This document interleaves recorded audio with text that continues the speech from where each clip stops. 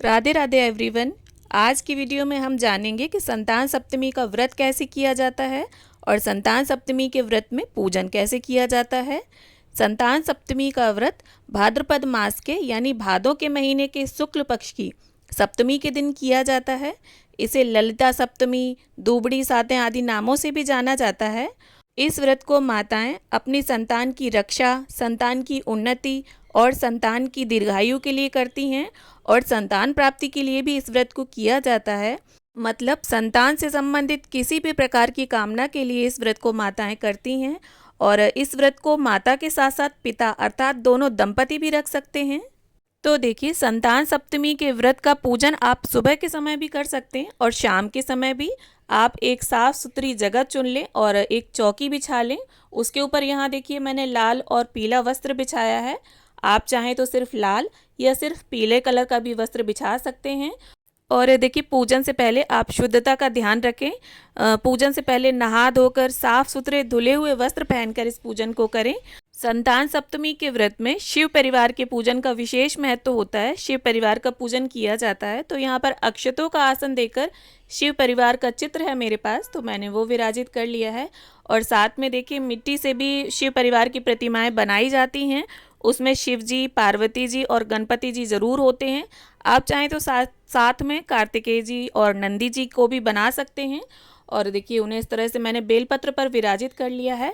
अब हम अक्षतों का आसन देते हुए दीपक को विराजित कर लेंगे। शुद्ध घी का दीपक जलाना है आपको और दीपक प्रज्वलित करने के बाद अब हम पूजा प्रारंभ करेंगे। देखिए, संतान सप्तमी के व्रत में दूब घास का विशेष महत्व होता है, इसीलिए इसे दूबड़ी सातें भी कहते हैं।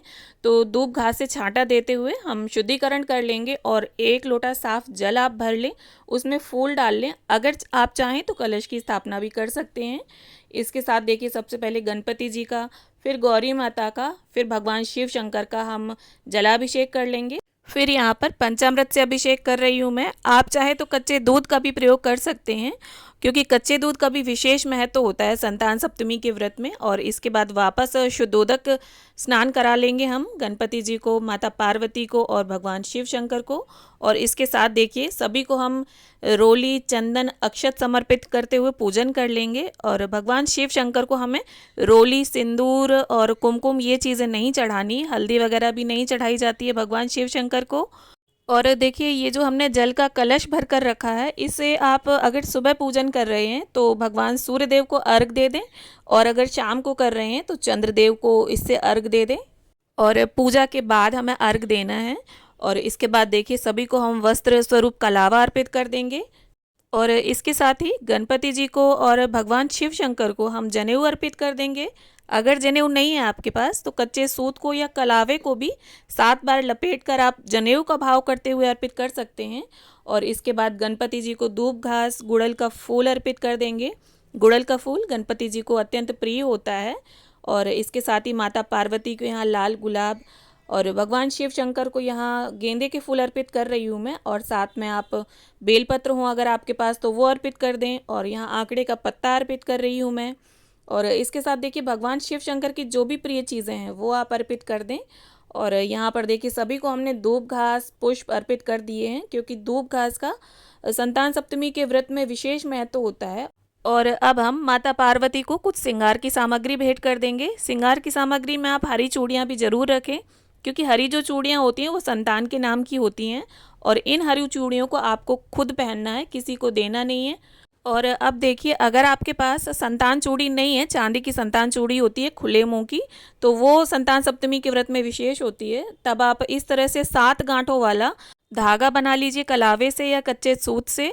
और देखिए, अगर आपके पास चूड़ी है या छल्ला है तो आप उसका ही पूजन करें। इस धागे को बनाने की फिर आपको ज़रूरत नहीं पड़ेगी। तो यहाँ पर मैंने कलावे से डोरा बनाया है और इस तरह से देखिए 7 गांठें हमें इसमें लगा लेनी हैं। और जहाँ आप पूजन करेंगे वहीं बैठकर आप ये डोरा बना लें पहले। और इस डोरे का भी पूजन किया जाता है। इसको देखिए, इस तरह से हमें रख लेना है एक साफ़ बर्तन में और शुद्धिकरण कर लेंगे उसका। और पूजन कर लेंगे बाकायदा। जिस तरह से हम सभी देवी देवताओं का पूजन करते हैं, वैसे ही ये धागा बहुत महत्वपूर्ण होता है, तो इसका भी हम पूजन कर लेंगे। और देखिए, कोई भी अगर विशेष पूजा होती है तो हमें दक्षिणा ज़रूर निकाल कर रख देनी चाहिए। इससे हमारी पूजा में अगर किसी भी प्रकार की कोई कमी होती है तो वो पूरी हो जाती है। और इसके साथ देखिए इसमें भोग का विशेष महत्व होता है। संतान सप्तमी के व्रत में 7 मीठी पूड़ियाँ बनाई जाती हैं और इन मीठी पूड़ियों को आप चीनी डालकर भी बना सकते हैं और गुड़ डालकर भी। और ये जो 7 पूड़ियाँ होती हैं इनमें से 7 पूड़ी गौरी माता को चढ़ाई जाती हैं और 7 पूड़ी हमें खुद खानी होती हैं जो भी व्रत रखता है। और अगर आप बड़ी पूड़ियाँ नहीं खा सकते हैं तो थोड़ी छोटी छोटी बनाएं। और इसके साथ ही अगर ज़्यादा आपको लग रही हैं नहीं खाई जा रही हैं तो आप अपने पति को भी इन पूड़ियों को खिला सकते हैं थोड़ी बहुत। इसके अलावा आपको कुछ नहीं खाना है और किसी और को ये पूड़ियाँ भी नहीं देनी है। और जो 7 पूड़ियाँ हम गौरी माता को चढ़ाएंगे वो आप दान भी कर सकते हैं किसी ब्राह्मणी को या ब्राह्मण को या गौ माता को खिला सकते हैं। और साथ में अगर आप किसी फल का या मीठे का भोग लगाना चाहते हैं तो लगा दीजिए और इस फल को और मिठाई को आप परिवार के लोगों में वितरित कर सकते हैं प्रसाद रूप में।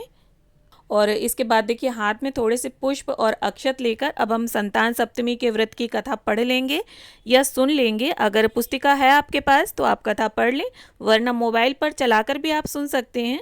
और सुनते समय हुंकारे जरूर भरते जाइए, पर कथा आपको ज़रूर पढ़नी है क्योंकि संतान सप्तमी का व्रत बिना कथा पढ़े या सुने पूर्ण नहीं माना जाता। और कथा संपन्न होने के बाद ये पुष्प और अक्षत आप सभी के समक्ष छोड़ दें। अब देखिए इतनी विधि संपन्न करने के बाद हम आरती कर लेंगे।